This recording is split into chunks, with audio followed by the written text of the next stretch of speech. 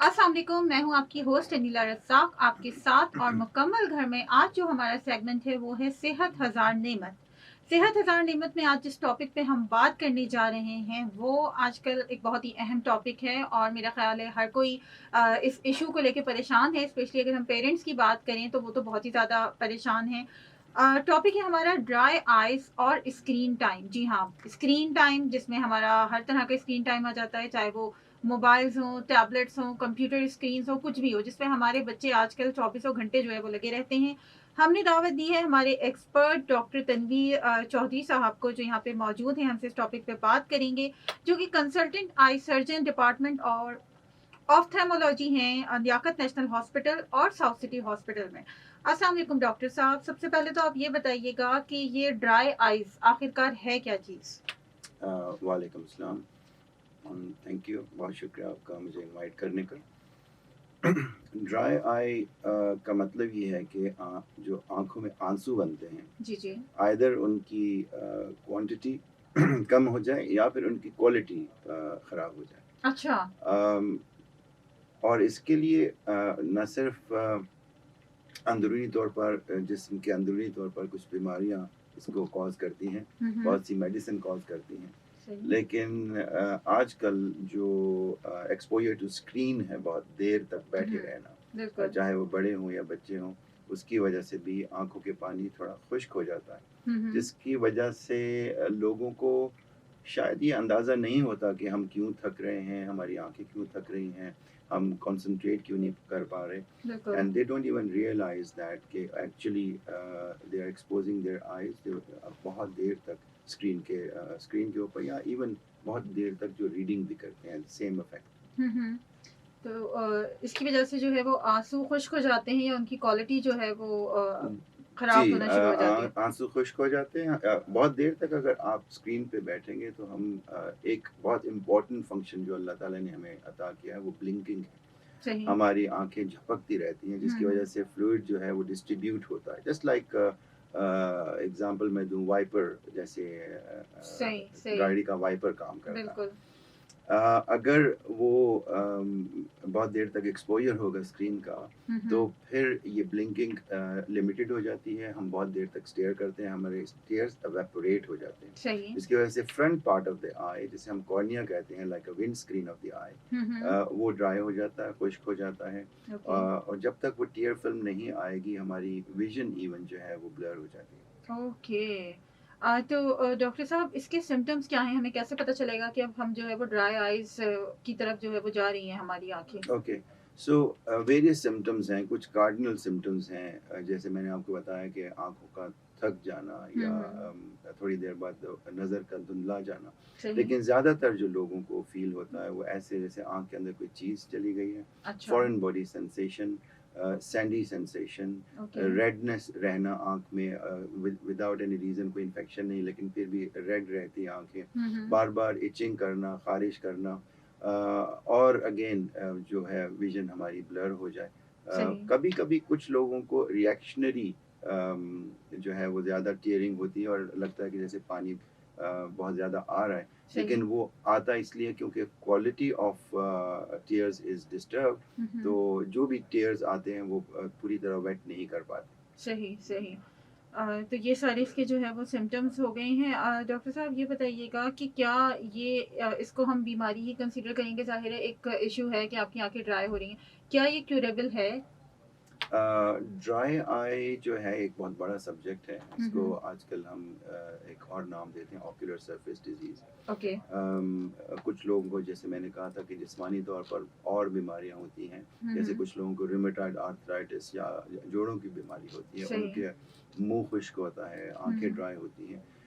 ऐसी सिचुएशन जहाँ पर कोई अंदरूनी बीमारी है, तो हम जैसे अंदरूनी बीमारी को ठीक करेंगे हुँ, हुँ। तो आँखों का ड्राई होना जो है कम हो जाएगा। सही। दूसरा जो आजकल कॉमनली हम देखते हैं अपने क्लिनिक्स में, हुँ, हुँ। बच्चे और बड़े सब जो हैं वो स्क्रीन यूज़ बहुत करते हैं। तो बिल्कुल। मैं ये कहता हूँ कि आप इसको लिमिटेड कर दें। हम्म, ख़त्म तो नहीं कर सकते। एक वक्त था जब स्कूल में मोबाइल अलाउ नहीं होता था कि स्कूल में मोबाइल लेकर ना आइए, लेकिन अब अनफॉर्चुनेटली पूरा स्कूल जो है वो मोबाइल के अंदर आ गया हुआ है। बिल्कुल सही तो बात। सारा उनका काम और होमवर्क वगैरह उसी में होता है, सारे लेक्चर सिम्पोजियम उसमें होते हैं। हम्म, तो लिमिटेड टाइम का मतलब है कि वक्फे वक्फे से यूज़ करें।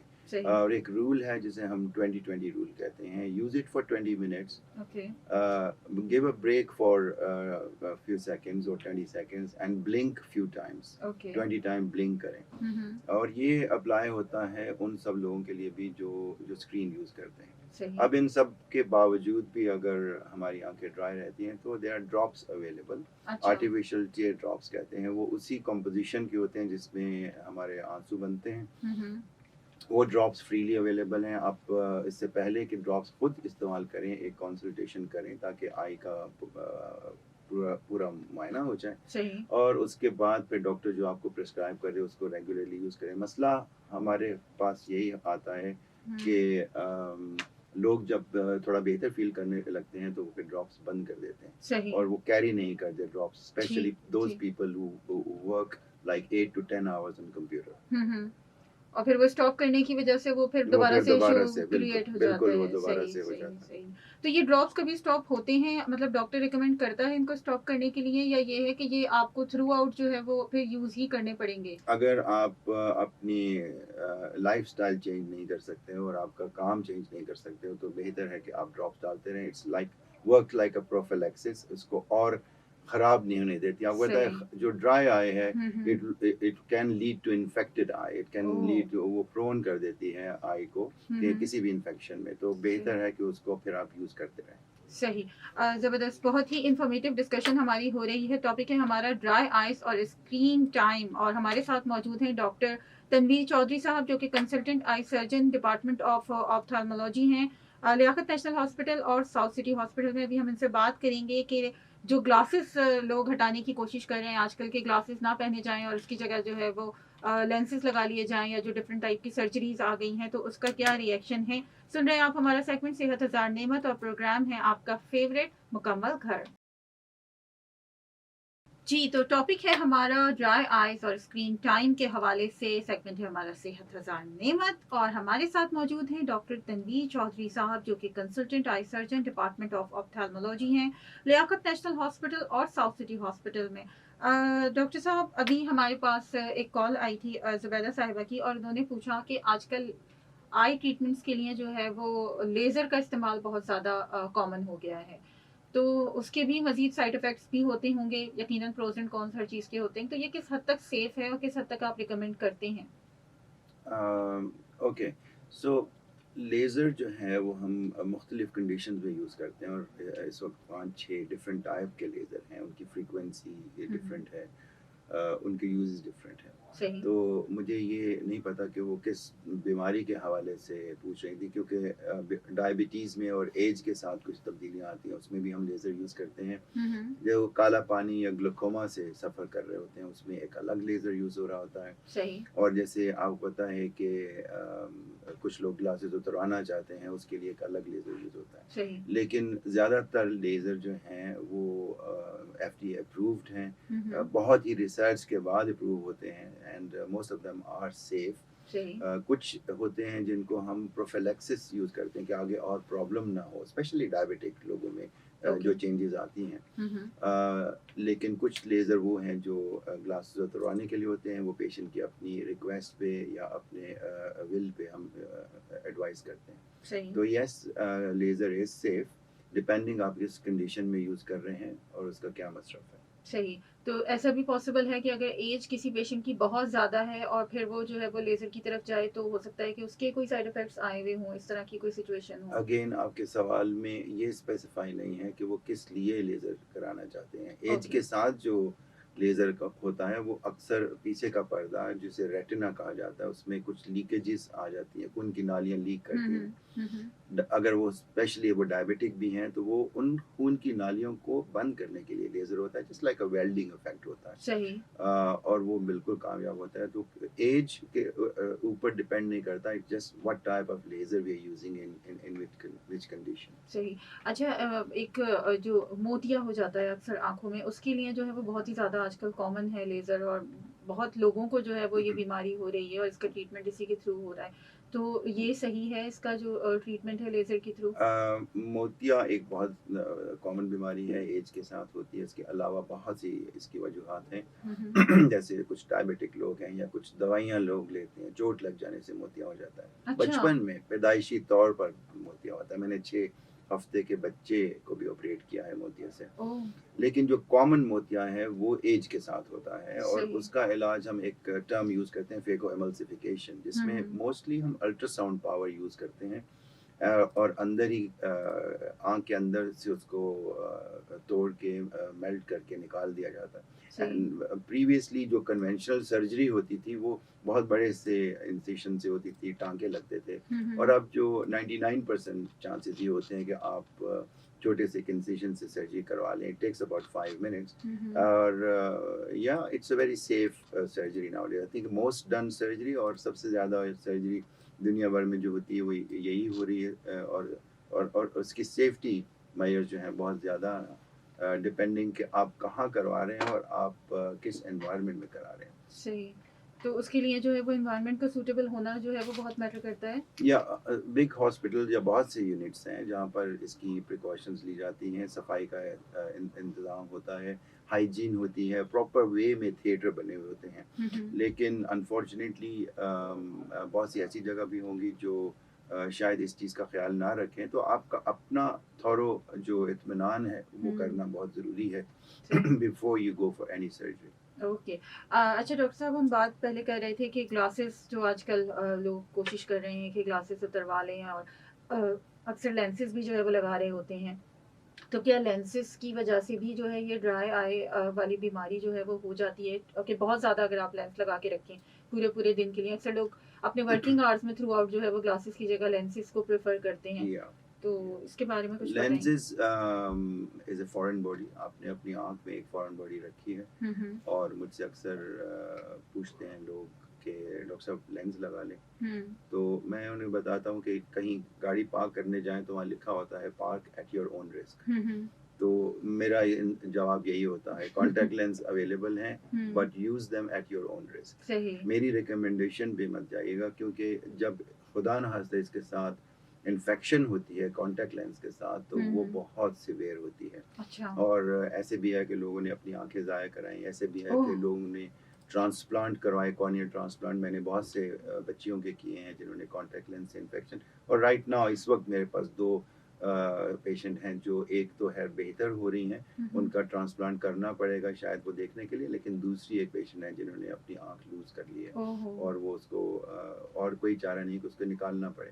नाउ ये एक्सट्रीम चीज़ें हैं। हुँ, हुँ। दुनिया में मिलियंस एंड मिलियंस ऑफ लोग कॉन्टैक्ट लेंस लगाते हैं, तो मैं सबको ऊपर ये चीज़ें नहीं आती हैं, हुँ, हुँ। ऐसा नहीं होता। तो कॉन्टैक्ट लेंस लगाना ड्राई आई को लीड कर सकता है, क्योंकि टीयर फंक्शन डिस्टर्ब होते हैं। तो सही। जो भी कॉन्टैक्ट लेंस लगाते हैं, एक तो उनको फुल प्रिकॉशंस होनी चाहिए, कॉन्टैक्ट लेंस सॉल्यूशन सही होने चाहिए, हुँ, हुँ। कॉन्टैक्ट लेंस को अपडेट करना होता है, और हुँ। उसके साथ फिर कुछ ड्रॉप्स जो हैं वो रेगुलर डालें। जहाँ तक आपने पूछा ग्लासेस और कॉन्टैक्ट लेंस उतरवाने के लिए जो लेज़र होता है, हुँ, हुँ। वो बहुत कॉमन है। हुँ, हुँ। हम करते हैं, रिकमेंडेड है हुँ, हुँ। उन लोगों के लिए जो खुद करवाना चाहते हैं। सही।